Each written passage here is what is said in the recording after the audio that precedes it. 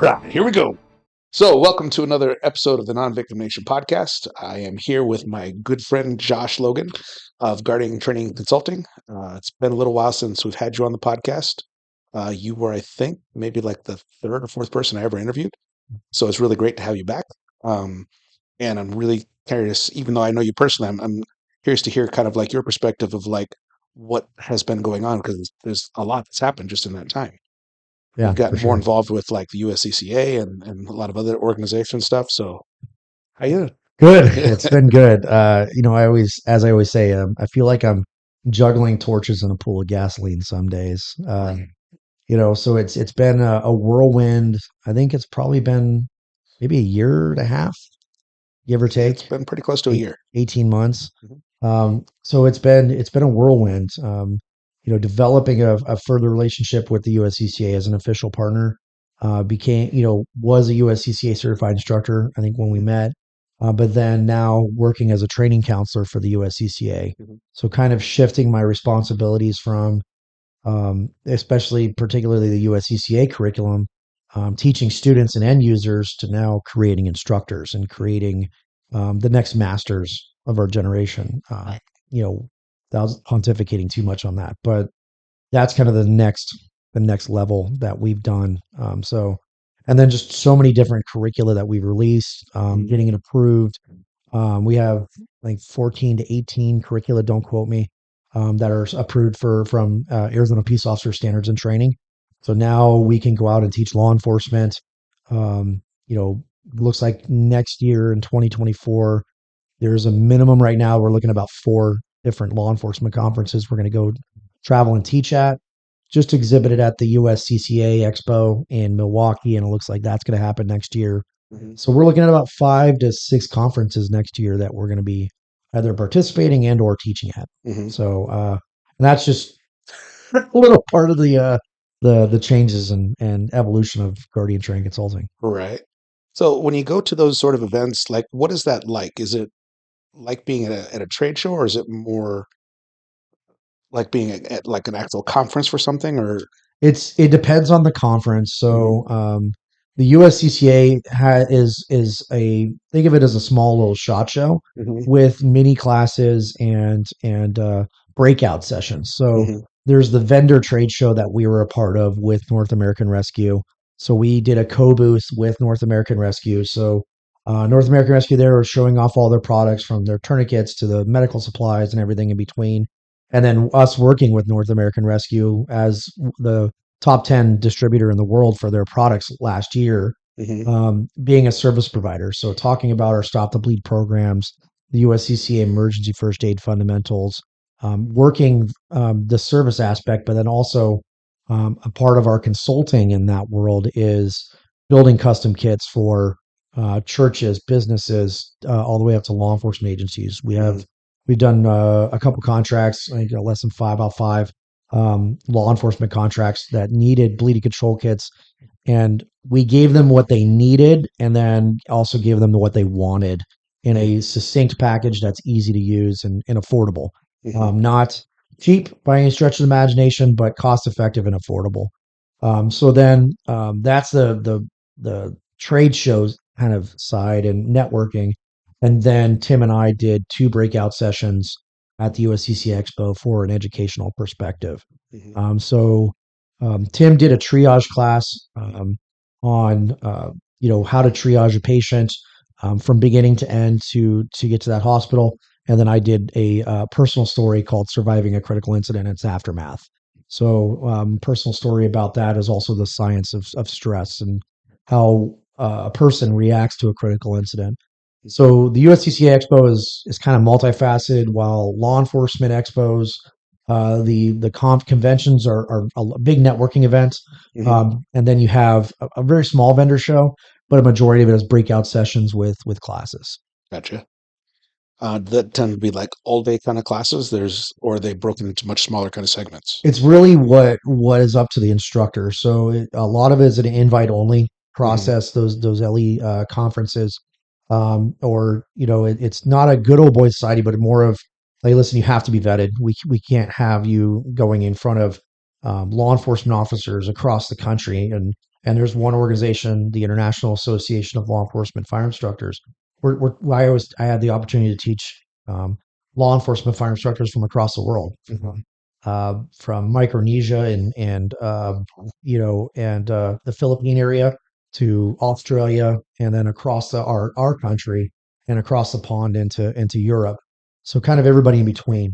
So that regard, you can do an all day class. So there's Glock armors courses which are typically all day. You can do an all day pistol class or whatever the case may be, medical class. Mhm. I did two 4 hour blocks. So I did my pistol course, shooting at the speed of efficiency, Mhm. and that's a 4 hour block. So what we did for that conference is we did 4 hours in the morning with 12 law enforcement officers, and then did a 1 hour lunch and then 4 hours in the afternoon. Mhm. And so we got to teach 24 law enforcement officers from across the world doing that. And this coming up, then we just did the Michigan Tactical Officers Association quite a few months ago. So we did a 4 hour, two 4 hour blocks where um, Tim does a really truncated, good, down and dirty medical class for about a couple hours. Mhm. And then I do a couple hours of structure movement Right. and active shooter response. So it was 4 hours in the morning, a lunch, and then 4 hours in the afternoon, Mhm. just to kind of break things up. Right. Not everybody wants to do an 8 hour course, it's a lot. And so really wanted to break it up and reach the max amount of people.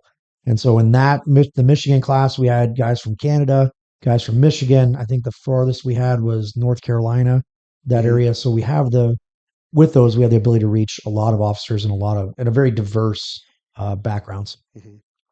So when we're doing things like that, is the intention to like not only kind of expand their field of knowledge, but hopefully that they're going to incorporate that into their training and their departments and that sort of thing?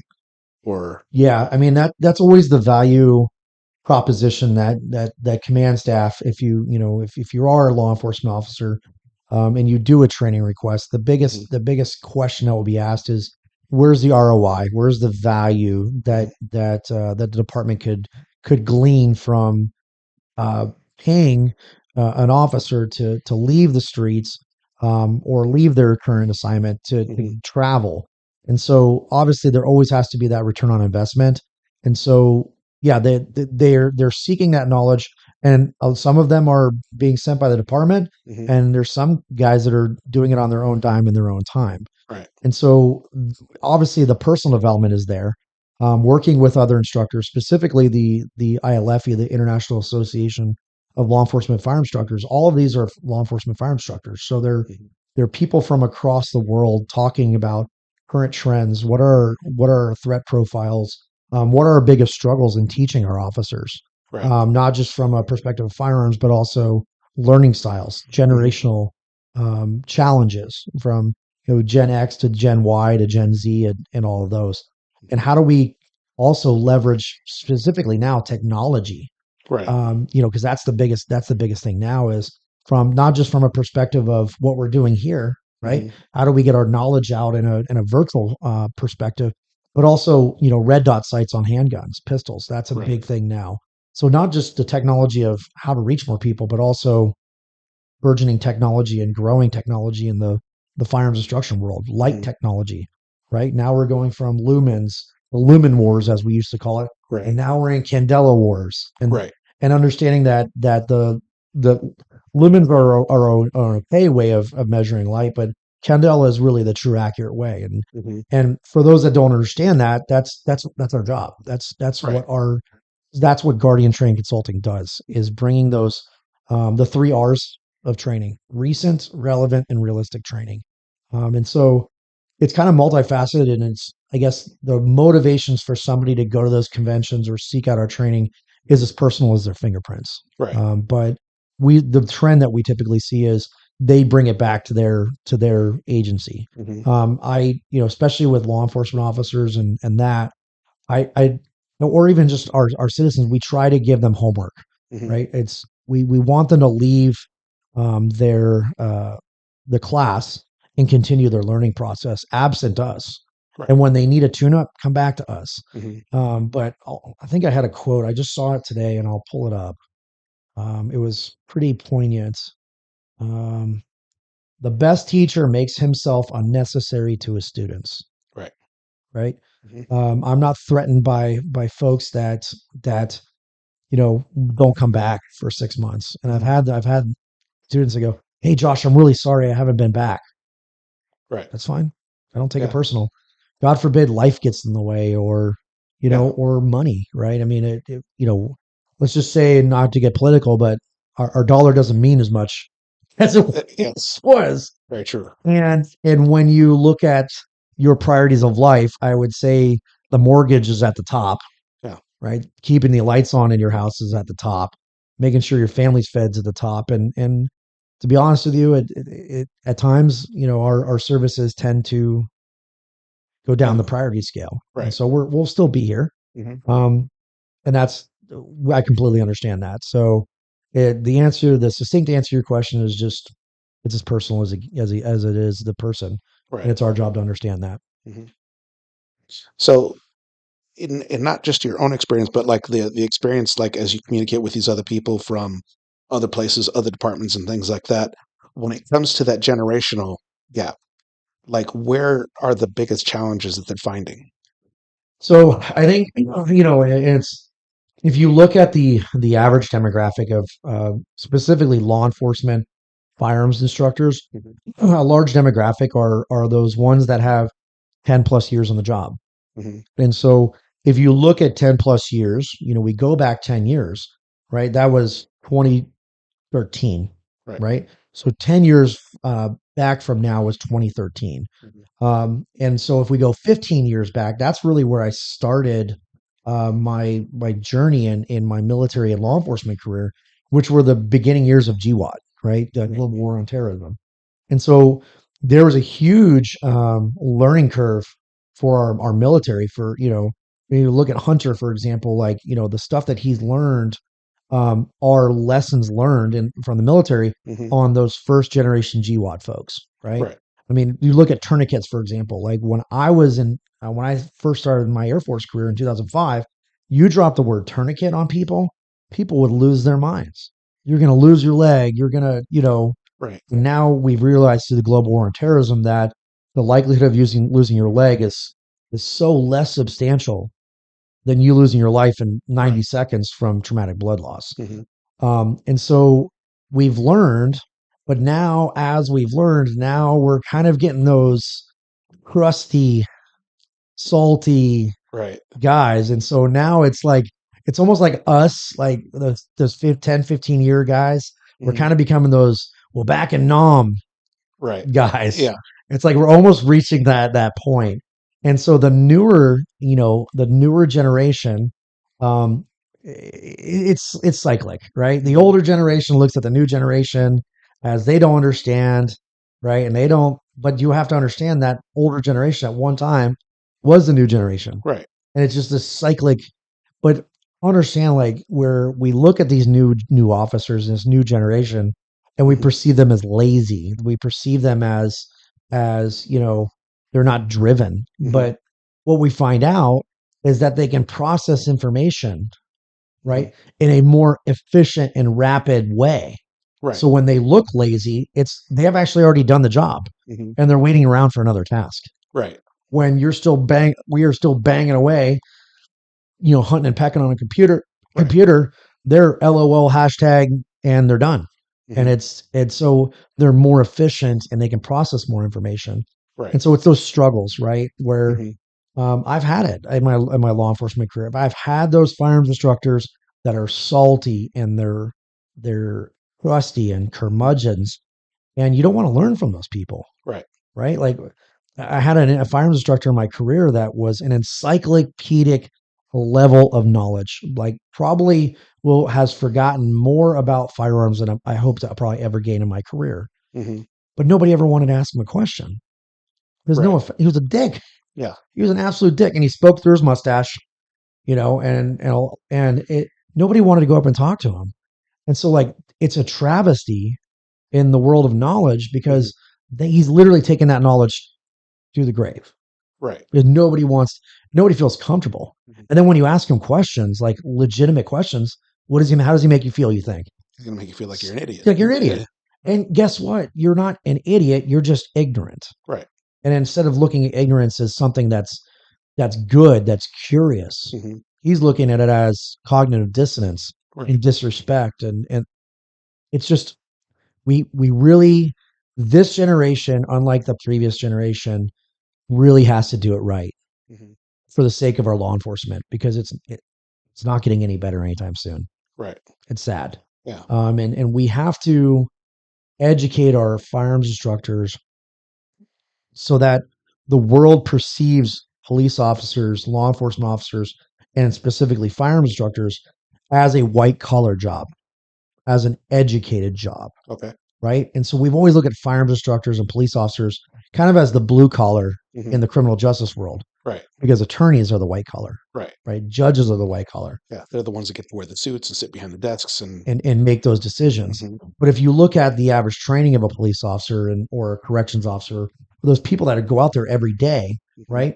It's lacking for sure, Mhm. right? But the on the job training that's required is extremely high, right? The basic academy is basic as Mhm. pumpkin spice, but the on the job training is substantial, right? Right. And to make those people safe, like, why is it not treated as a white collar? Is because we have always perceived ourselves as blue collar. Mhm. We've simplified terms, right?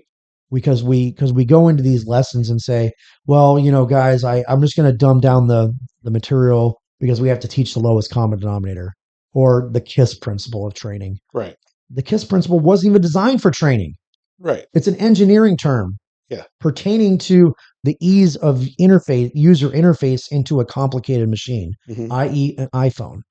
Right. Right? An iPhone is a perfect example of keep it simple, stupid. KISS principle.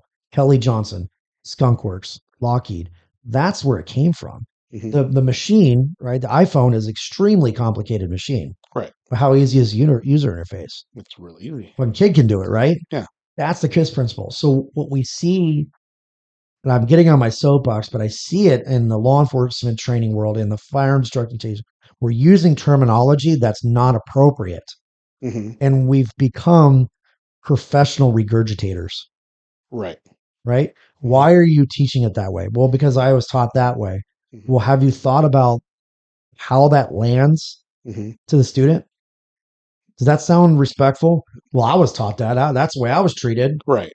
So you didn't like it then, but Yeah. now you're doing it now. You sound like an abuser. Yeah.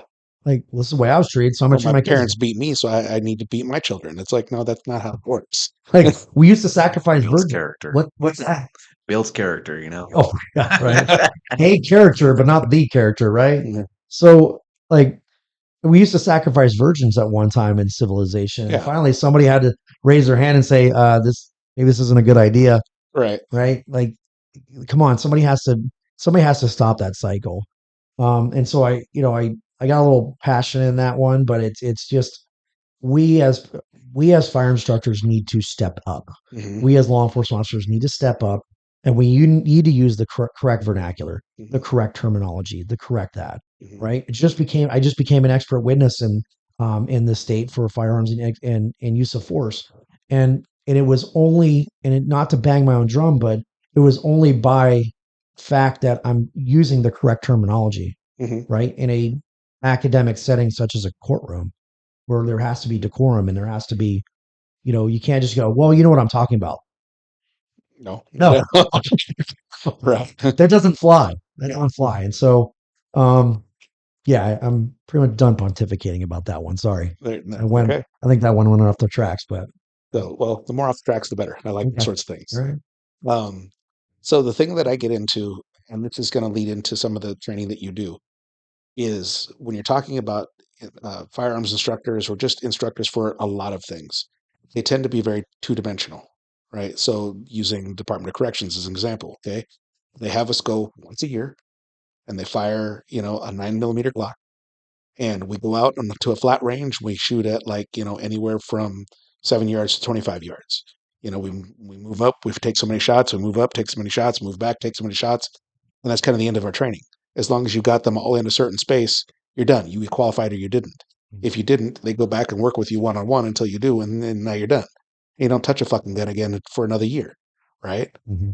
So, and then they do what they call discretionary shooting, where they have you like march in a straight line. They'll say, "Okay, stop," and then turn, and you face a target that is either a threat or not. You shoot or you don't, and that's it, right? Mm-hmm. Paper target, Yeah, correct? paper Yeah, target. You know, it's just two-dimensional yeah. nature. Yeah. And so it's a very linear, very limited scope of thought process, and you only get it once a year. Mhm. You're very rarely, if ever, put into a situation where you actually have to think that way, right? Mhm. In training, In training, yeah. right? You have to do that on a daily basis, though. So we do it on a In the daily real world, basis, but we're never armed. correct. So again, you're learning to do something that you're never really even putting into practice, or never, you know, having an opportunity to like have to deal with that situation and make those decisions Mhm. when it matters. Sure. Okay. So this is a problem that I have with training in general. It's very two dimensional. It's very hypothetical, and we can all intellectualize in our head about, well, I would do this or I would do that. You know, it's the same sort of thing. It's like if you've never been in a car accident, you say, well, if I got in a car accident, I would respond like this. I would do Mhm. this. If I ever got into a fight, having never been in one, well, I would just do this. I'd kick that guy's ass, or it's like if you've never had that situation, you've never been in that experience, Mhm. you don't know what you're going to do. You don't know how you're going to react, you know? And there are people that have it in their head that they're so convinced of what they're capable of doing that they don't understand that when that situation actually comes around, you may do the complete opposite. You've experienced that how many times when you're doing the scenario training, right? Mhm. It's like people will freeze, they will make mistakes, they will, you know, they don't know how to respond, and Mhm. I think one of the best things that you do is you take their heart rate before and after those scenarios, Mhm. you know, and their heart rate can be high or higher than somebody who's just been in a very extreme car accident, Mhm. you know. Um, so I kind of wanted you to talk a little bit about that, just Sure. like the things that you witness and those experiences, Yeah. because I think that of all the things that you teach, at least in my opinion, that's the most important, and that's the thing that they're going to get the most The benefit from. scenario-based training, the Yeah. simulation-based training. Yeah.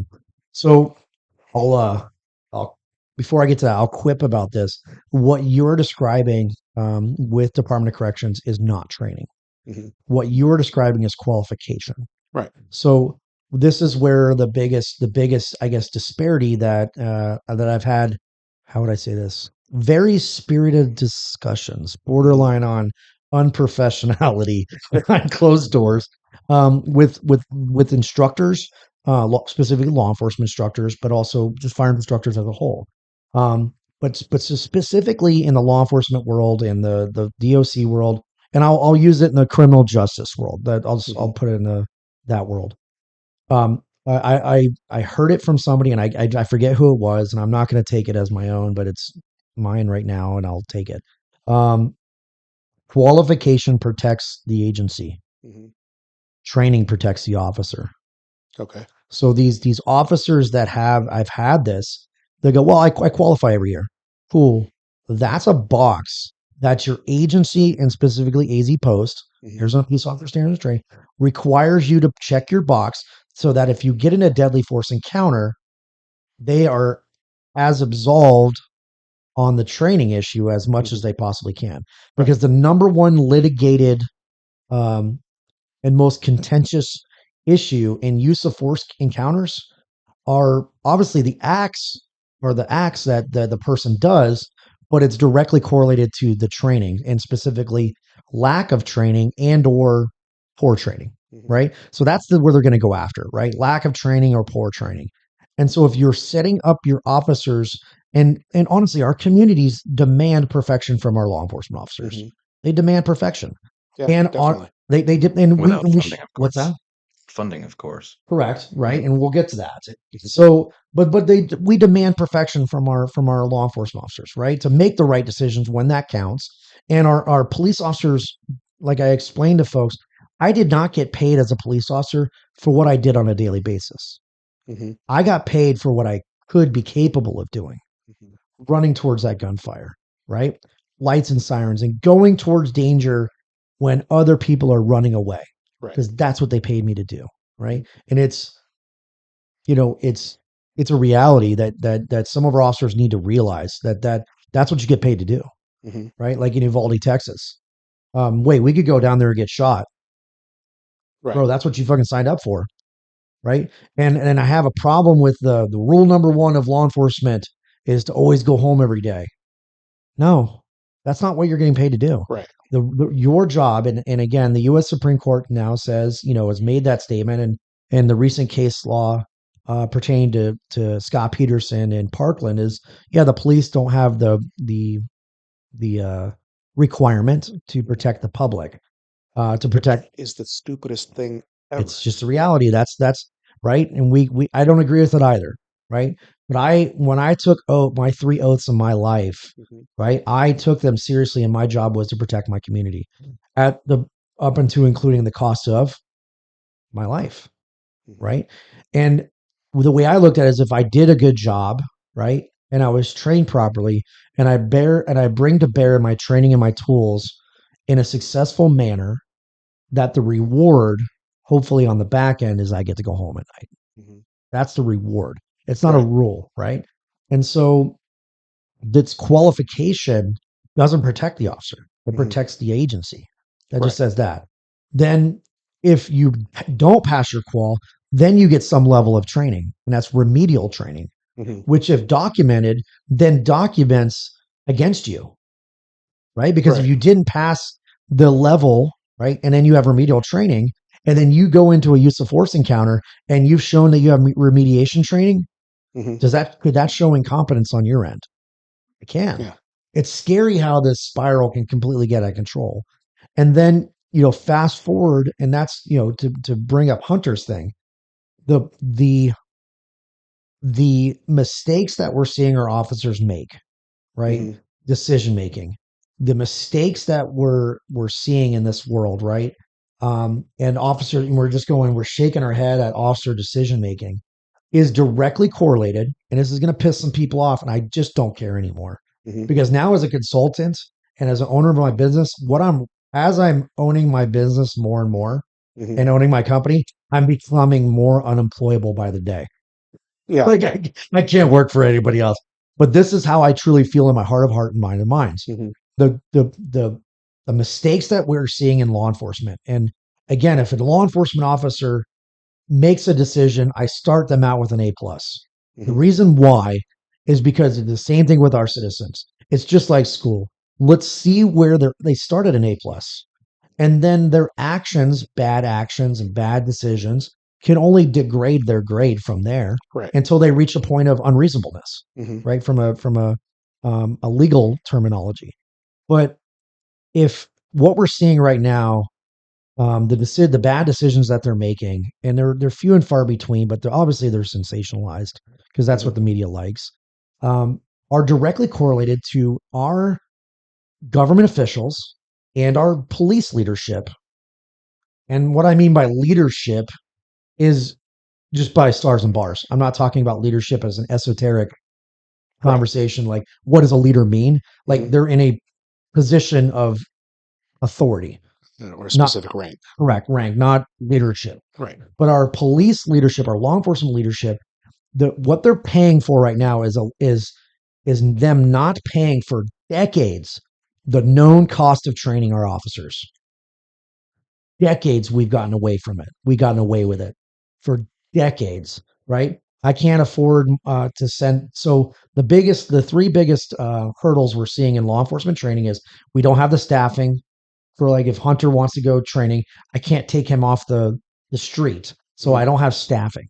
The next second one is then we don't have the time, right? Mhm. And then the third one is we don't have the money. We don't have the budget. So it's staffing, time, money. Those are the big hurdles, Mhm. right? So we have not paid that debt in sending our officers to get trained, right? We send them out on the road and expect perfection from them. They then make a mistake, and what do we do to the officer? Or hang them out to dry. Hammer them, right? And hang them out Yeah. to dry. And we hammer them. And then when we hammer them and hang them out to dry in the court of public opinion, right? But because, let's just use Hunter for example, Hunter was qualified, not my responsibility. Mhm. But and then now we're paying now law enforcement, and I say we, but because I'm no longer, but I still believe in my heart of hearts, is now cities are paying the unknown cost of lawsuits. And that decimal point just keeps getting moved. Zeros just keep getting added. Mhm. So now we're paying the unknown cost of lawsuits, and we're paying the ultimate price.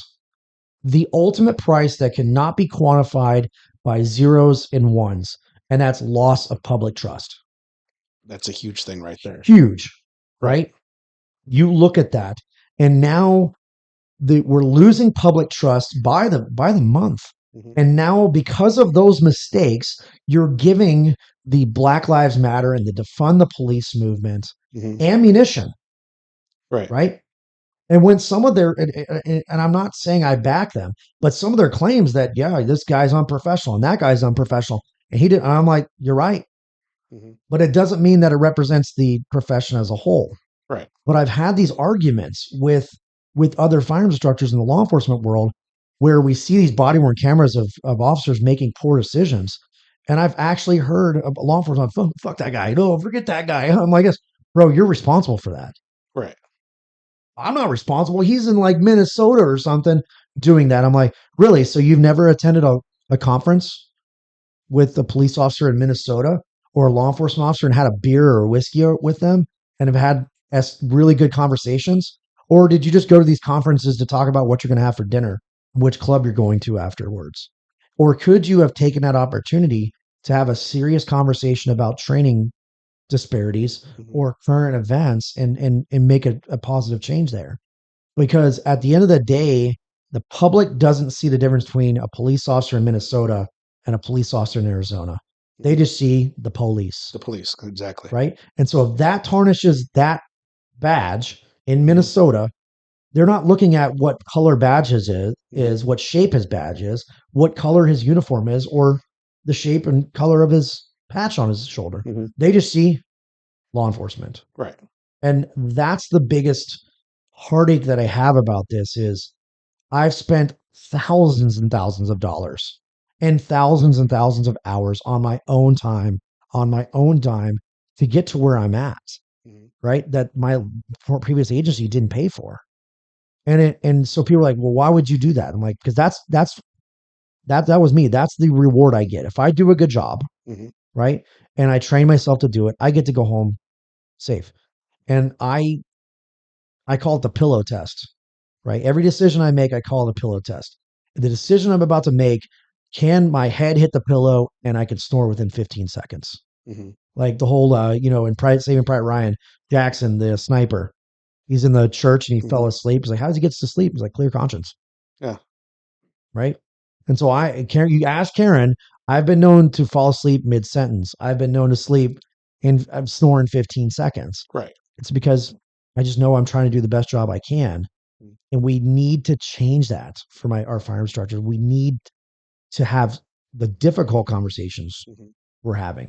Because I mean, think about it, if I was still employed by an agency, Mhm. let's just say this conversation would not go over well Right. with certain people in authority positions. So on that point, I will give you kind of my perspective working for the Department of Corrections.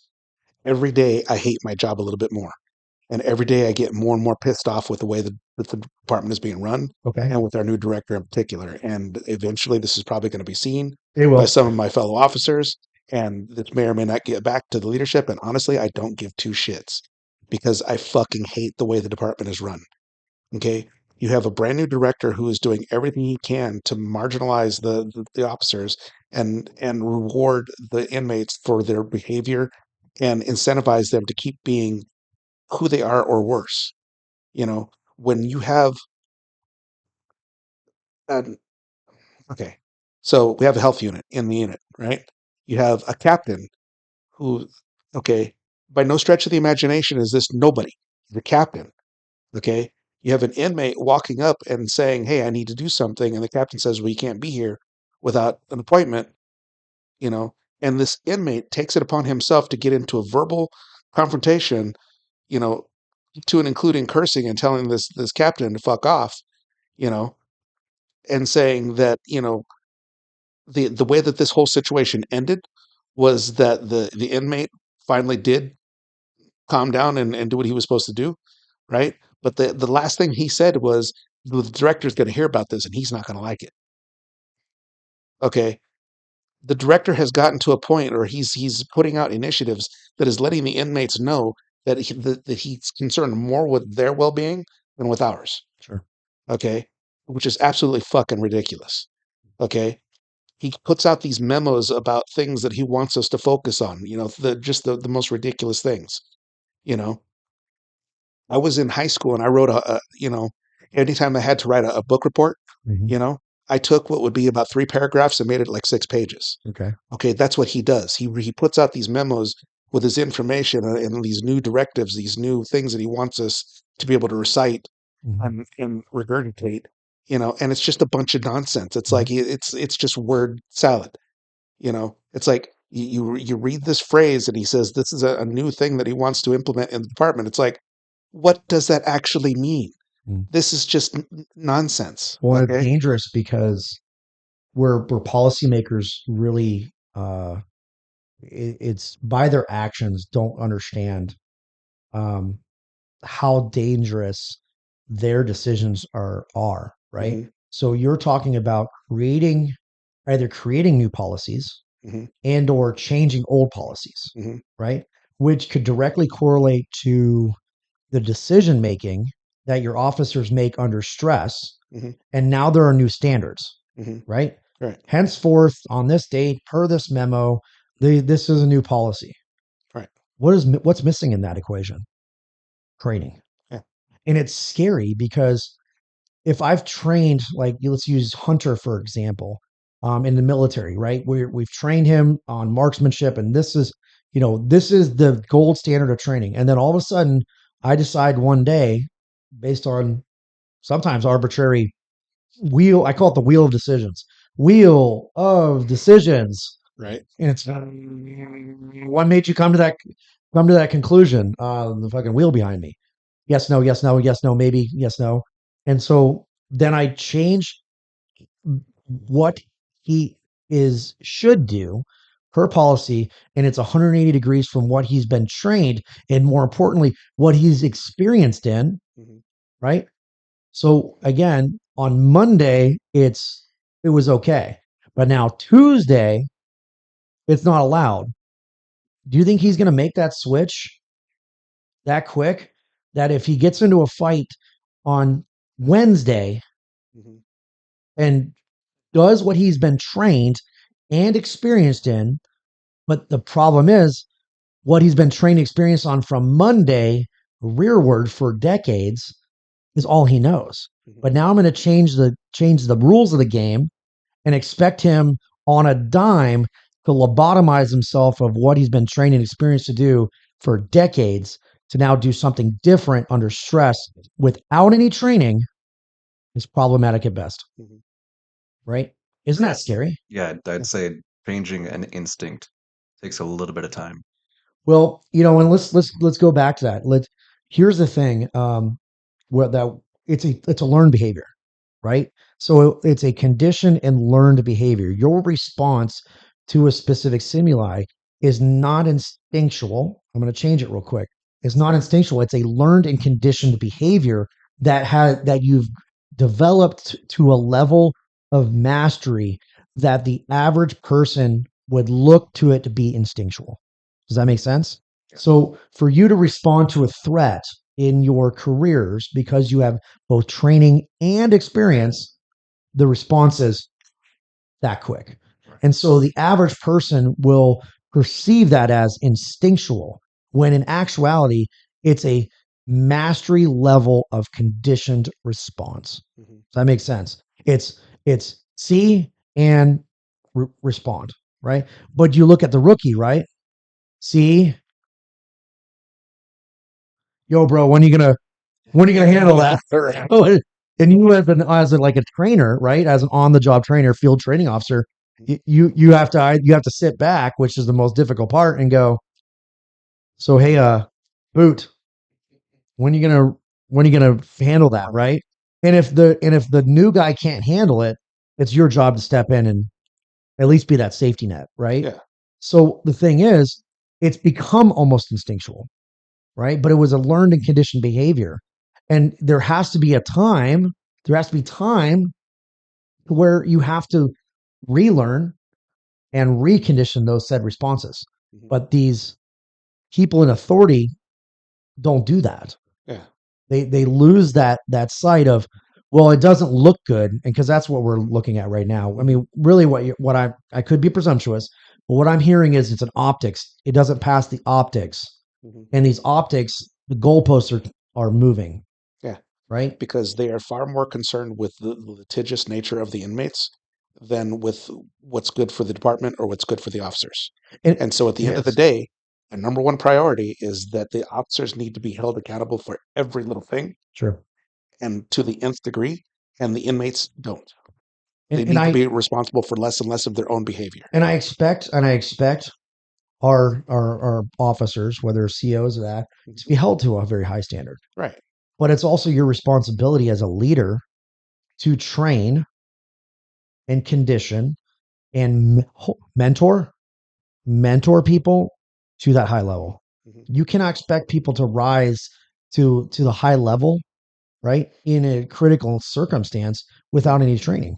Right. And like the whole simulation training, we watch people, and we watched people in our simulation based training freeze Mhm. when they're getting shot, stabbed, Right. robbed. And the average person will look at it and say that that person is unintellectual. Mhm. They lack, or they're a coward. No, they were presented a problem they don't have a solution for. Right.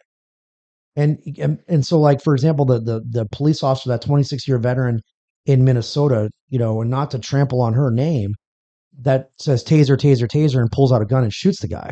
Right. And people will go, well, she was a 26-year police officer. Well, I can tell you with great certainty, based on what I've read and on reports, she wasn't in a position for 26 years of pointing guns at people. Mhm. Just because she's a police officer doesn't mean that she has experience in violence. Right. Right. And so years of service does not equate to experience. Mhm. Right. And so she was put in a position that she's been trained for. I'll bet we probably say qualified, Mhm. not trained. She went Right. to qualification, but she doesn't have experience in violence. And when the time comes for her to enact that violence, Mhm. she has nothing to, Right. balance herself on. And so then when that comes, she calls taser, taser, taser, and she shoots the guy. And it's completely unacceptable. Mhm. But who failed her? The training department, Right. right? That's what you get paid for, what you could be capable of doing. But based on what I've read, is she spent a career of handing out sticker badges, right? And being, and nothing wrong with that, right? Right. And community support and talking to kids and doing that, which is important. Right. But everybody wants to be a gangster until it's time to do gangster stuff, Right. right? And she was asked to do gangster stuff in that regard, Mhm. and she failed miserably. Yeah. And that's why she was criminally charged. But there has to be some level of culpability, Mhm. right? Not just on her, but also the training department. Right.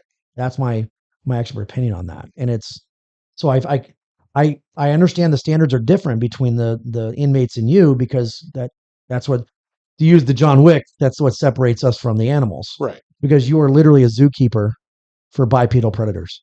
Literally. Right? The quadrupedal predators are at the Phoenix Zoo. Mhm. Right? You deal with and people are like, really? Your inmates are animals, they're predators? Yeah, Yeah. really. Okay, well, since Yeah, they I are. work at a sex offender yard, Yeah. yes, they literally are Are predators. predators. Right? And if you look at, like, again, you're probably your 3 yards and above, right? Mhm. They're predators. Right? Mhm. I mean, you're 1 and 2 yards, maybe, guys got caught up in a felony shoplift or whatever the case may be. Mhm. But if you're looking at 3 and above, Yeah. some of these guys are hardcore pipe hitting stone Mhm. cold killers. Right. Right? And they're, I forget, have you ever seen the Tom Segura when he's like, the Scared Straight? They talk about it. He's like, this guy's so bad. He's serving multiple life sentences. This guy's so bad that when he dies, he's serving another one. That guy is serving another. He's like, when that Right. guy dies and they reincarnate him, if you believe in that guy is serving another life sentence. Yeah. And so, like, and people ask, they're like, well, what's it like? What are they like, Josh? And I said, like, imagine all of us go to the Phoenix Zoo. Mhm. right? And we go to the lion pit. Mhm. We go to the lion pit, lion cage, and the lion hasn't been fed for like 2 weeks, Mhm. right? This is a hungry lion. And I grab Hunter by his legs. We're still friends, right, Hunter? Of course. Grab him by his legs and I drop him in the lion pit, Mhm. right?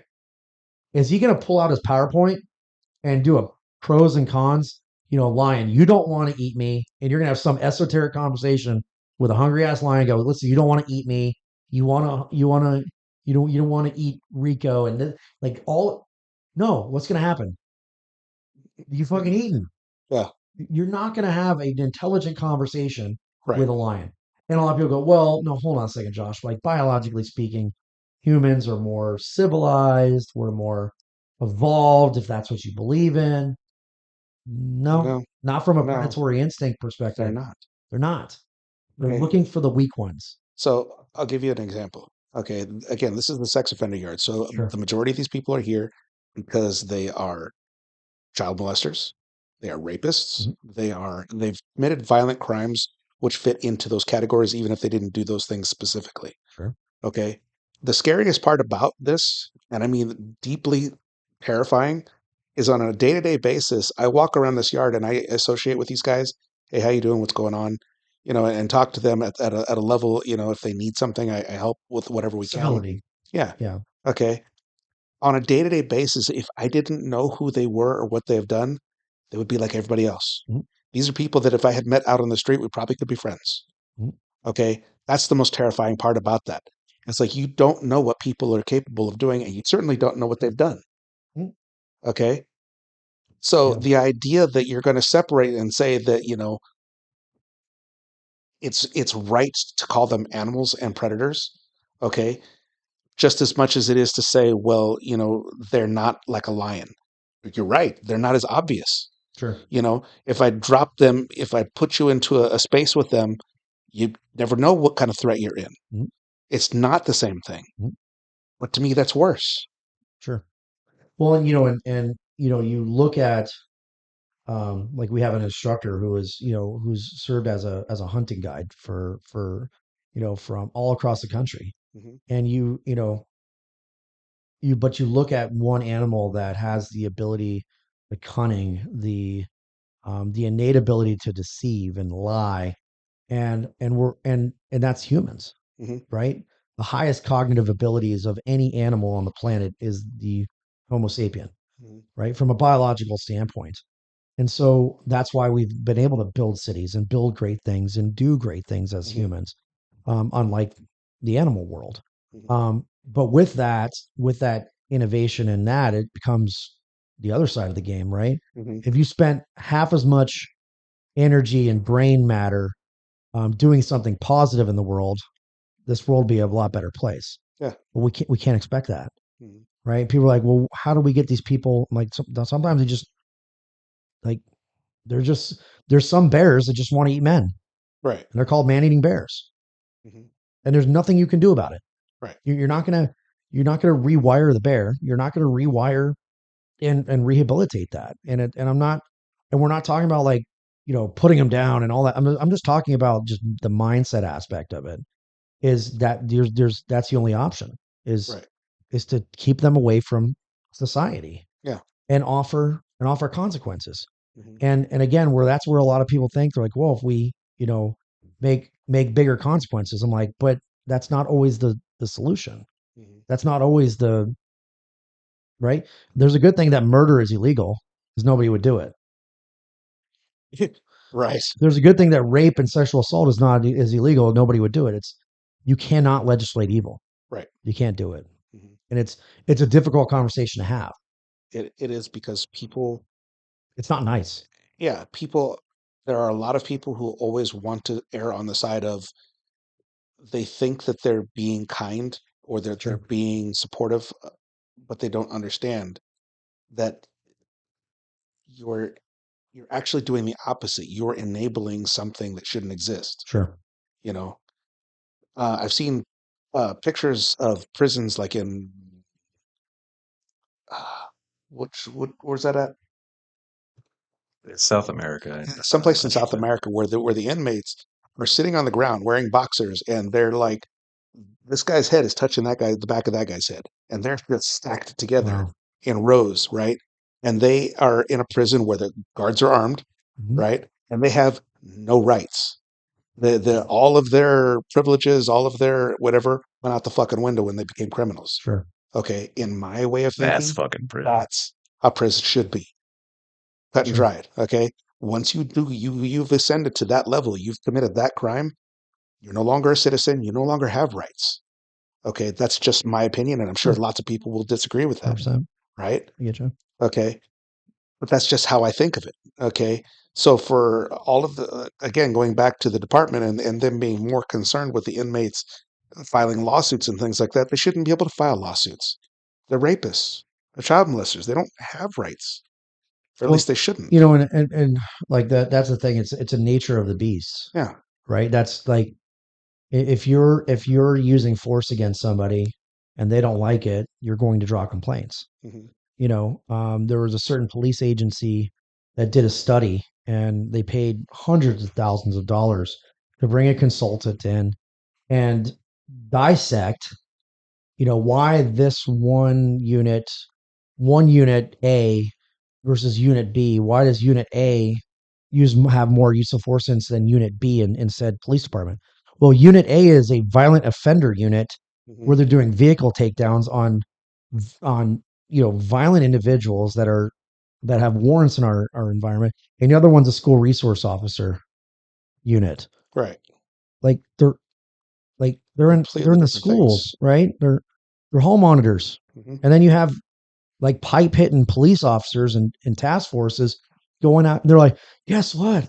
They're not going back to jail. They're going to prison. Hmm. Like a lot of these have Department of Corrections warrants or multi-state. You know, they're not going to jail. Hmm. Like they're on probation violation or parole violation. They're going back to prison. And guess what? There's a large percentage of them Hmm. will fight to get away or Right. run to get away.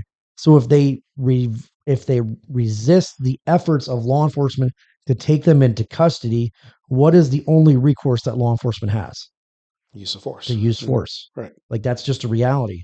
And when you compare these apples to oranges kind of Hmm. concept, it's in paying large sums of taxpayer money to discover something that is, for all intents and purposes, commonsensical in nature, Hmm. to derive a conclusion that yes, okay, you're going to have that, Hmm. but you cannot expect.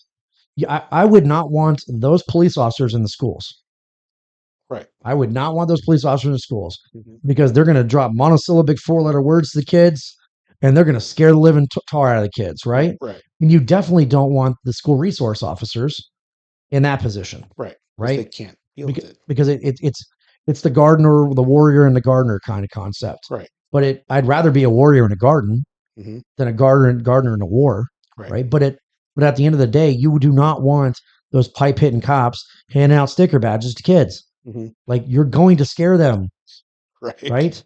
And you don't want the school resource officers to be pointing guns at and doing what they do. Like Hmm. we have to establish the fact that there are people on this planet to do certain things, Right. right?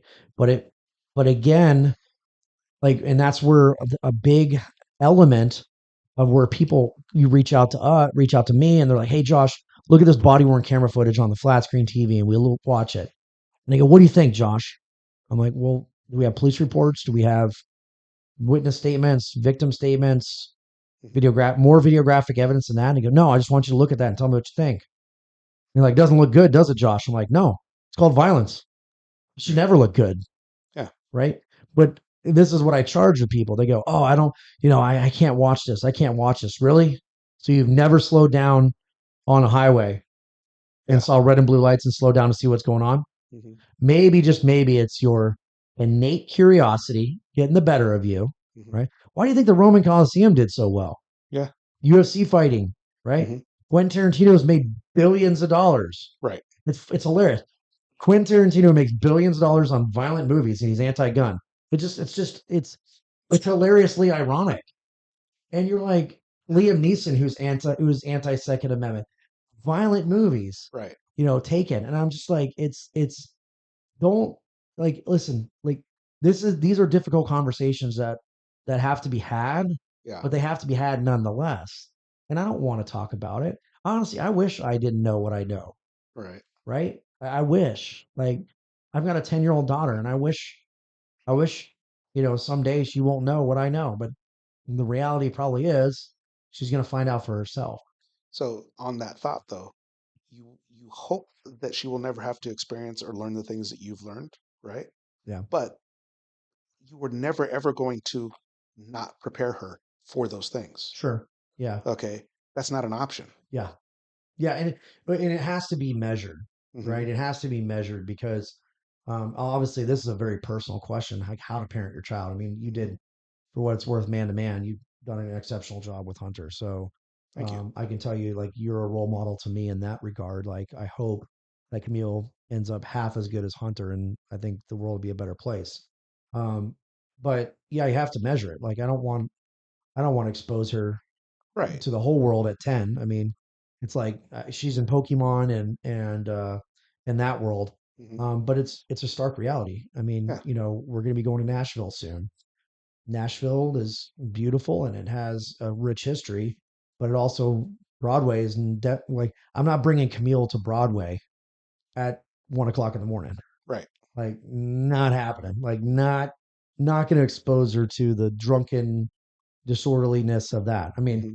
Karen and I can go into that situation and manage it because we have that experience. But I'm gonna bring her there and have her experience Broadway. And yeah, there's it's and people are like, I can't believe you're gonna do that. It's like it's slowly Hmm. acclimating her to this world, Right. right? Because if you shelter your kid, you're like you said, you're an enabler. Yeah.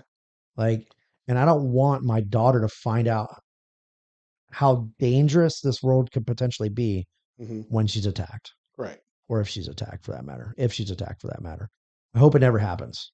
But Yeah. hope is not a course of action. Right. Well, it's the whole, better to have it and not need it than to need it and not Correct. have it. Same, Yep. And you know, people getting wound up about what's the probability of this happening. what's the probability of you getting into a car accident? Correct. Can we agree that's statistically the most dangerous things we done today? Yeah. Just drive here. Right. Well, You what's the know, probability of that? just because you've never been in one doesn't mean you can't be, And you that's know? the argument that a lot of people will have is, well, if you've never been there, then maybe you don't know. I'm like, well, I understand that. I get Hmm. that to a certain point. Um, But do we need to have cancer to know it's bad for you? No. How about we just like Yeah. and like same thing like when like people appendix carry. I appendix carry as a concealed carry holder, and they're like, "You're gonna shoot your dick off." I'm like, "How about we just don't fucking shoot ourselves?" Right. Like, Yeah. how and like, well, you've never been shot before, so you don't know how bad it is. I'm like, Hmm. how about I just don't need to be shot? I've Yeah. been shot at. I've never been hit. Right. But so then, do I need to be shot to know it's bad for me, or can we just dispense with that and Yeah. I'd rather not have the experience. Right. Like, So it's like so many other things in life. It's easy to say, what are the chances that it's going to happen? Okay. sure, You can't quantify that because A, you can't answer that question. That's an impossible question. Okay. The only thing that you can do is deal with the situation if and when it arises. right? So I have a good friend of mine who has in his backyard, he's got like a little play structure thing that the kids play on. He's got two little girls, right? Mhm. His youngest was up there and she accidentally fell off of it and hit the ground Wow. and hit her head. Wow. Okay. So you could look at that and say, well, what are the chances that she's actually going to fall off there and hurt herself? Mhm. Okay. They may be very minimal, Mhm. but that doesn't mean it can't happen because Sure. it did, It did. you know? And that's the thing to use the victimology Hmm. mindset, right? That victim mindset. You look at like active shooter incidents and typically what it says, like, I didn't think it could happen here. We didn't think it could happen here. Like we never would have thought it could happen here, or the mindset of the person that wasn't situationally aware Hmm. and you're describing the suspect and you go and they usually state, well, he came out of nowhere. Hmm. Well, then you don't need a police officer to take your report, you need a priest, because Hmm. if they just appeared, then you're talking about ghouls, goblins, and Right. spirits. But in reality, to come back to from fantasyland to reality, you were robbed or attacked or whatever the case may be by a person, by a predator that stalked you, Mhm. and you were unaware until the threat was upon you, Right. and now you've become a victim, right? Mhm. And can it happen to anybody? Can it happen to us? Yeah. Absolutely. We're not cyborgs. Right. Um, but the problem with prevention, pure prevention, right, is if it doesn't happen, you can't quantify what doesn't happen, Right. right? So, Well, even on that note, you can prevent things up to a certain point, sure. but it's not like you're going to walk around and fucking put bubble wrap on everything that you own No, just in case. no, That's not a reality either. correct. Okay. So what you do is you learn to be prepared for a situation, not to Correct. try to prevent the situation in the first place. It's mitigation, Yeah. not pure prevention, Right. right? We're mitigating the probability, the chances of somebody attacking us. And we're Yeah. not saying that because we're so well trained that it can't happen, because we Yeah, know for a fact that it can, it does. you know? Yeah. Um, And again, and then the shitty realization is that you can do everything right and lose your life. yeah. You look at Chris Farrar, a friend of mine who I wear this band for, did everything right that night for all intents and purposes of tactics and all that. And he was a good friend of mine that stood in the fray, and that's just the way he was. Hmm. That's the way Chris was. He saved my life on 2 occasions. And reading the reports, looking at everything and all the evidence from a tactics based perspective, he did everything right. Hmm. From a legality perspective, did everything right. Hmm. And he still lost his life Right. at the hands of a murderous scumbag. Hmm. No other term I could use for that. And that can be our lot in life. Yeah. And the thing is, like, that's where we have to really, as guardian, we have to tell people, like, listen, a lot of these situations, you have the choice between a bad outcome and a worse outcome. Right. And there's no good outcome to this. Yeah. And they're just like, then how do you rectify that? I'm like, that's just, listen, whether you rectify it or not, Hmm. it's happening. Yeah.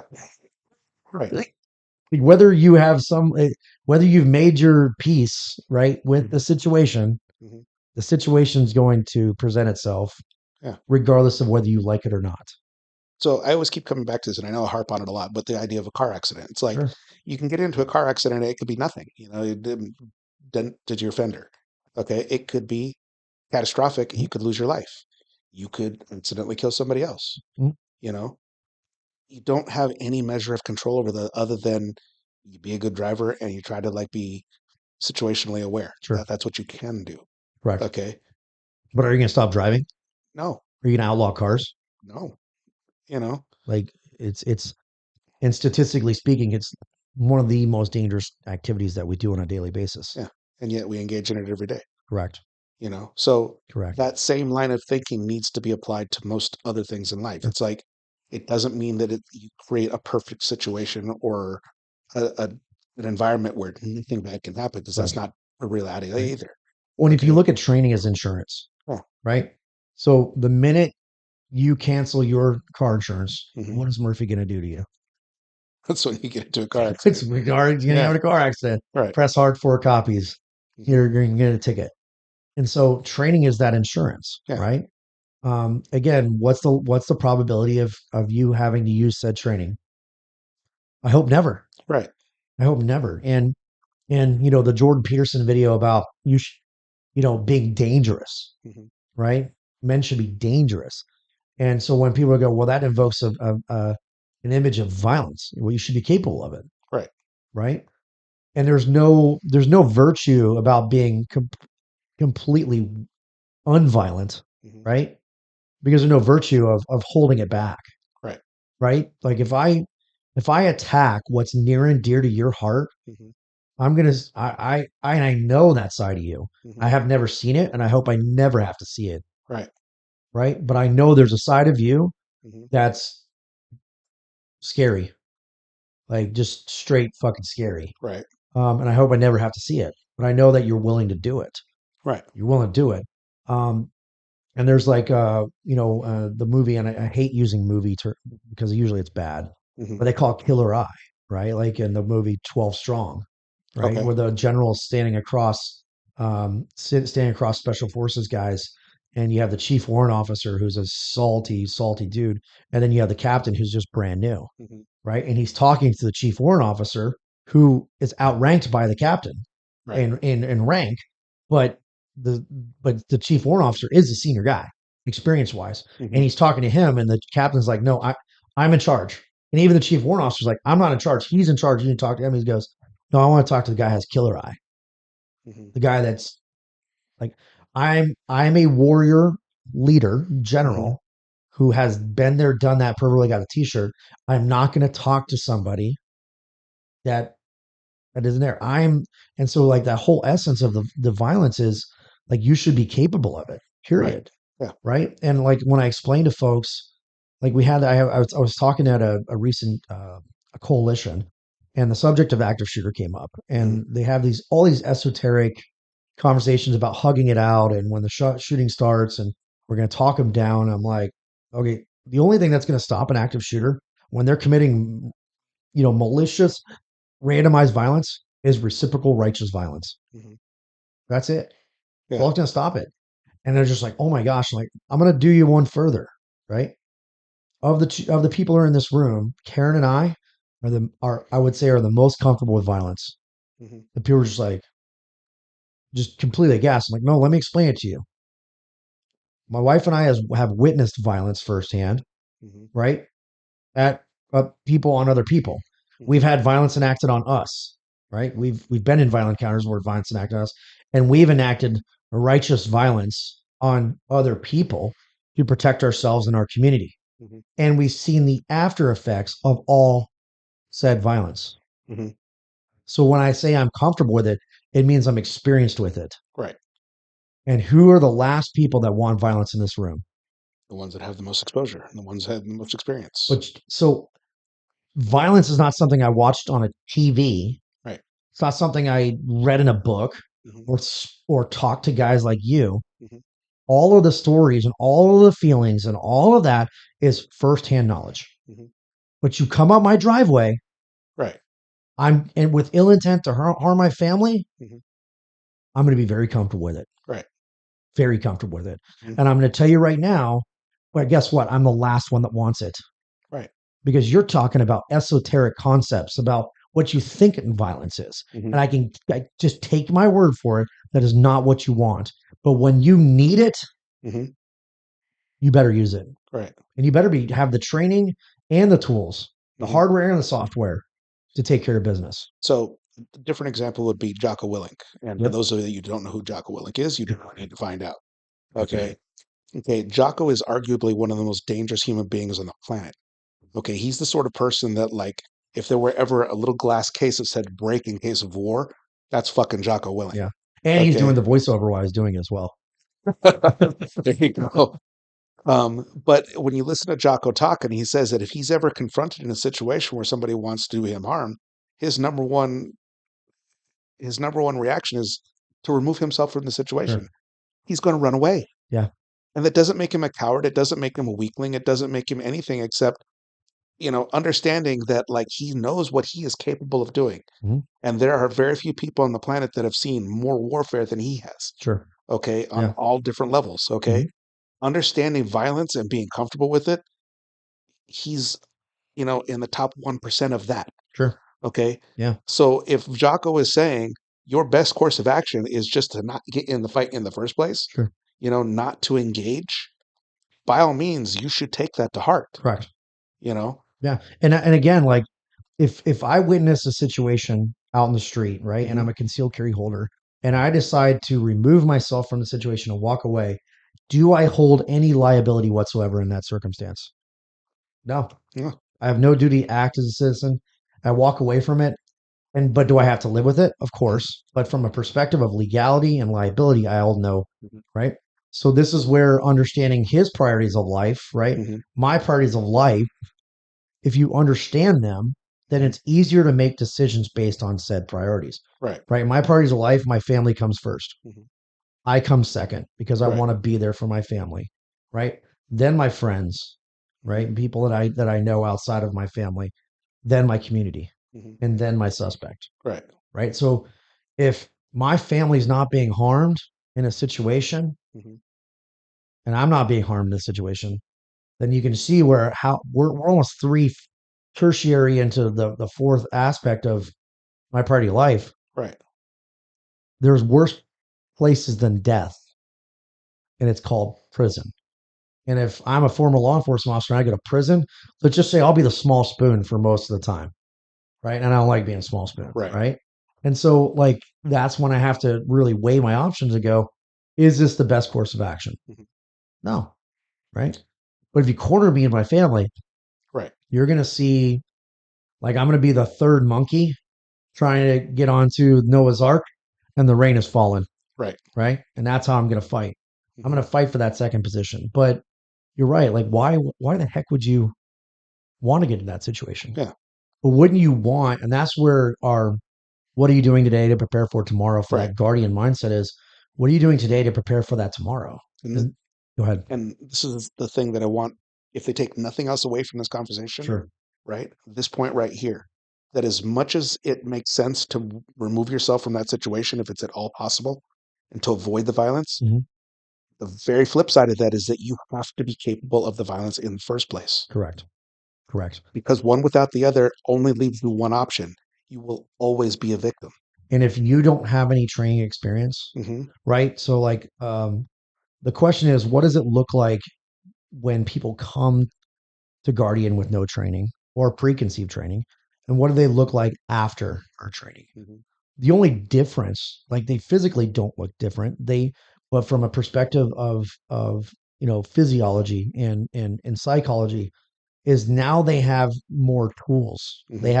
They're empowered to say, you know what, I'm going to make the best possible decision, not the Hmm. perfect decision, but the best possible decision considering those circumstances, and in the process potentially save lives, Hmm. their own lives.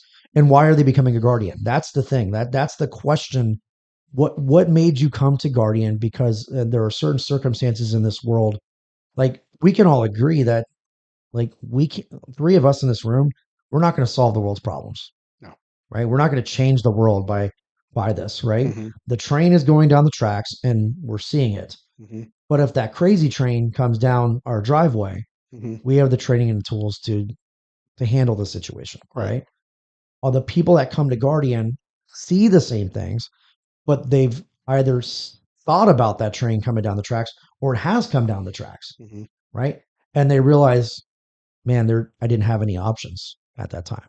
There were options available, but they didn't know what those options were, Hmm. right? Or they didn't have them at all, right? And so the out the I guess the person that's taken our classes and has done well and from that perspective is we feel all the same about it, but then like you know what I have options now, Hmm. right? And now my family can depend on me to have at least the best possible solution to the worst possible scenario, Hmm. right? And not have all the answers, not like some Miss Cleo shit, but like have options. Hmm. And that's what we do. And that's the solutions that we provide. And I don't want it to happen. I Right. wish it didn't happen. Hmm. I wish violence wasn't a factor. I wish people wouldn't kill each other. Right. We can agree it's not real. Yeah. That's not I mean, we can wish anything you want Yeah. and we can hope, but Hmm. none of it's a course of action, Right. you know. I wish I So had six pack abs, but guess right? what? Hey, all right. Nothing wrong with that. So kind of coming back to like the use of force simulator and Sure. why I think that is so valuable is because you're literally putting people into a situation that's as close as they can be to real life without actually being in a real life situation. Yeah. And it measures their response, and you get to see a lot of different people react different ways. Yeah. Some people will step up to that situation and respond in a manner that is beneficial to them, Sure. and there are other people that like I've seen them where they freeze, or Mhm. their moral compass tells them something so drastically different than what reality is showing to them right in their face Mhm. that they will pause or freeze because of that. Yeah. It's an internal struggle Hmm. because again, like the Dunning-Kruger effect, right? Our perceived perception of performance going into a situation that we've never done before, right, Hmm. is overinflated, Yeah. right? So it the two real classes I nerd out on from Guardian's perspective is our use of force simulation class and Mhm. our in our surviving a critical incident and aftermath. Mhm. Because we're really talking about the difficult subjects that really determine whether you're going to go home to your Tempur-Pedic mattress, right, and going home that night, Mhm. or going to a concrete slab with Bubba, or being room temperature. Right. I mean, because that's really three outcomes you have in a deadly force encounter, right? Going home, not going to jail, living with the decision you made for the rest of your life, but Mhm. you're going home, Right. right? Or going to prison or jail, right? Mhm. Or getting served room temperature Mhm. and being dead. And so like it's a difficult proposition, but it doesn't matter what gun you carry. Mhm. It doesn't matter what tourniquet you carry, Mhm. right? Those are just things we delve over in the firearms world over and over again. What red dot do you have? What flashlight do you carry? Well, Glocks are better than SIGs, and 9 millimeter versus 45. Does it really matter? Mhm. No, it doesn't matter. I've seen guys show up with basic guns, right? Basic guns and just lights out shooters. And then I've seen guys that show up with $4,000 Knights Armament rifles and they don't even know how to zero them, much less they are zeroed. Right. And so really where the delineating factor is the weapon being the mind being the weapon, right? Mhm. And just utilizing those tools. And that's where decision making, right? Mhm. Even absent a firearm, right? But now let's take it to the highest levels of what's at stake, and that's life or death, Mhm. right? I've trained professional athletes, like for example, Kyle Schwarber going to the World Series, right? Well, not yet, like Game 7 coming up. Okay. So he's in the championship, and I've trained Kyle Schwarber, and he's just like, how do you shoot that fast and accurate? How do you do this? I'm like, how do you throw a baseball from the Mhm. outfield to home plate with maybe one bounce? But again, different industries, right? Right. So we need to understand that we're athletes at the highest levels and what stakes. Like again, whether he throws to first or second can determine the outcome of a game. Mhm. But whether you go left or right could determine whether you live or die in these Right. circumstances. But the decisions at a basic scale are exactly the same. Mhm. It's just what's at stake. Yeah. And that's where I really nerd out because it's understanding what humans right, the client can or cannot do and what you're capable or what you're not capable of doing. And for the most part, like we talked with Hunter, is we can condition that response Mhm. to a desirable outcome Right. as much as we possibly can, right? But it's not instinctual. It's not instinctual to think like us. Right. It takes, so our job is to streamline and hardwire and shortcut, because that's what training is. Successful training is shortcutting a long process, Mhm. right?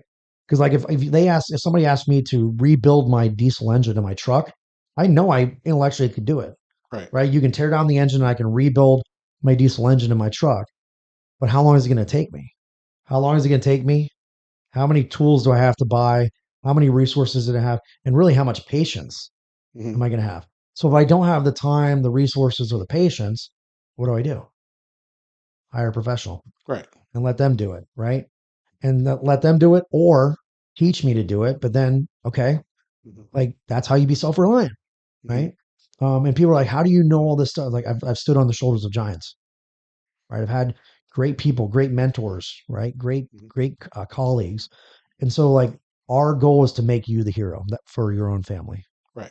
That's for your own reasons, right? You are the hero of that story. And but it takes training, right? You look at every hero story, Right. right? Luke Skywalker didn't learn his lightsaber techniques. Yeah. It took Yoda to do that, right? Right. Just trust us. There is no try. There is just do, Yeah. right? There I'm you go. Josh Logan of Guardian Training Consulting. So let us be the Yoda to your Luke Skywalker. There you go. That's the goal. Right on. Is there anything else you'd kind of like to add to that as far as like the things that you see and the things that you'd like to kind of help people learn more? Well, I think the biggest thing is nobody wants to be vulnerable now, right? Mhm. Nobody wants to potentially accept their fate and their lot in life. So I guess the biggest thing is just try it, Mhm. right? Be uncomfortable. Be comfortable being uncomfortable, right? Right. Nobody wants to look like a failure at anything, Right. much less a class, right? Mhm. So if you've thought about and have been concerned about your safety, Mhm. whatever that looks like, right? And if it's something that we can provide, then let us do that. Give us that opportunity. Obviously, our reviews speak for themselves on that end. Mhm. We have a very intense and loyal following of people that believe in our mission, but our mission is that of the person, Mhm. right? I really align myself with the Mayo Clinic's kind of mindset, and so the Mayo Clinic's mindset is the needs of the patient are the only needs considered, and I truly believe in my heart and mind minds the only needs of Guardian are the needs of that of our clients, Right. and so like let us help you if you've thought about what would you do in a home invasion or how to better secure your home or I've thought about having a firearm but I don't want to go to a range and feel stupid. Let us help you with that. Yeah. If that's something that you've considered, give us that opportunity to help you, and I promise you you won't be disappointed.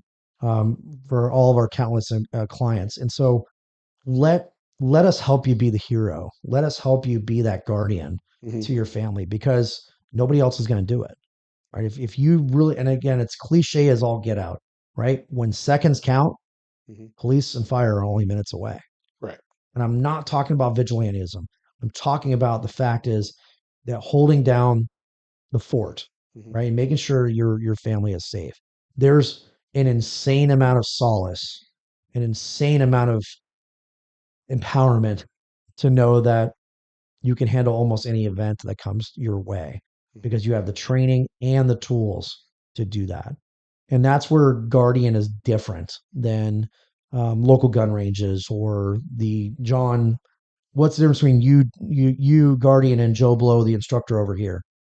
It's the expertise, it's the training, it's the resources that we can bring to you in a complete concierge based service. Mhm. We have these regularly scheduled classes, great, but there are so many classes that we do that are not on our website, that are not on the schedule because I don't want you people showing up to my private class. Right. So give us the opportunity to work a concealed carry class at your home or work a use of force simulation class at your business or travel. Like we can bring all of our resources across the country. Mhm. We've even brought resources out of this country last year, and we're actually bringing resources out of country this year due to certain conflicts. And Mhm. so, give us that opportunity. That's all we ask for, and Right. let's help you. Let us be the Yoda to your Luke Skywalker and help you on that one.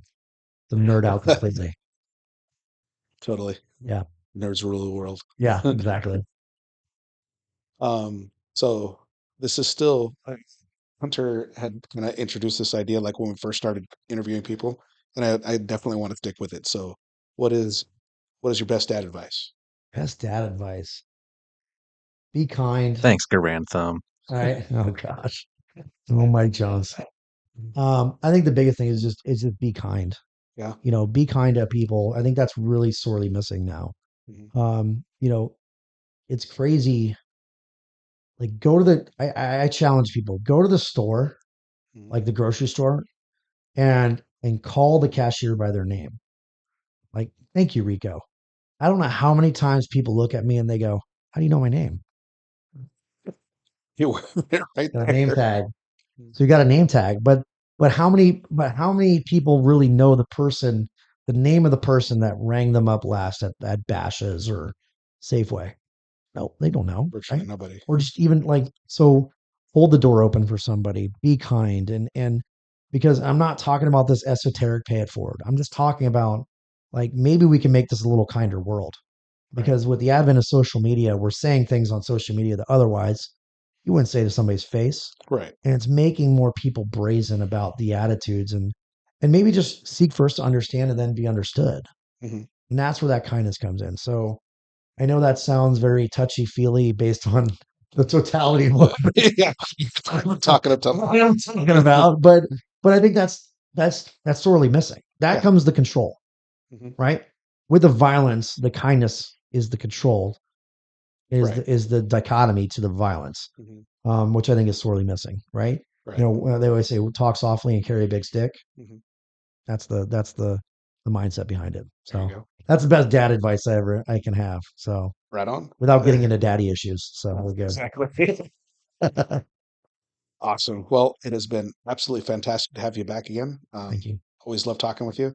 I love attending your courses and learning because you are, and I'm not saying this just because you're fucking sitting here, you are an incredible instructor. You Thank you. do an amazing job of imparting information to people so that they understand it and so that they're taking it to heart.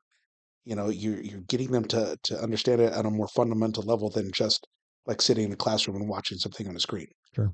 So I Appreciate that. think that's incredibly valuable, and as many people as possible should be attending these classes. Trying. And if it's up to me, there'll be a lot more.